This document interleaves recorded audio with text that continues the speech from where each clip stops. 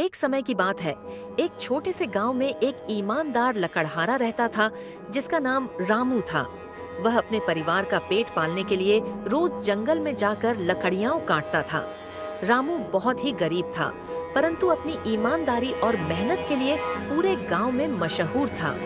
एक दिन रामू जंगल में लकड़ियां काट रहा था।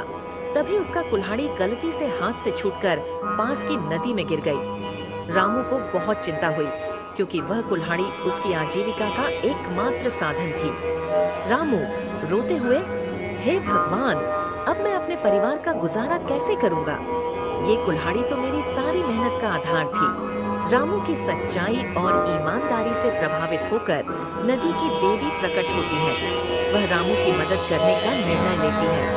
हे रामू, मैं तुम्हारी मेहनत और ईमानदारी से प्रभावित हूँ। मैं तुम्हारी कुल्हाड़ी ढूंढने में तुम्हारी मदद करूंगी। देवी ने नदी में गोता लगाया और एक सोने की कुल्हाड़ी लेकर आई। नदी की देवी, क्या यह तुम्हारी कुल्हाड़ी है? रामू ने सोने की कुल्हाड़ी को देखकर कहा, नहीं देवी, यह मेरी कुल्हाड़ी नहीं है। देवी ने दूसरी बार गोता लगाया और इस बार चांदी की कुल्हाड़ी लेकर आई। नदी की देवी, क्या यह तुम्हारी कुल्हाड़ी है? रामू ने ईमानदारी से कहा, नहीं देवी, यह भी मेरी कुल्हाड़ी नहीं है।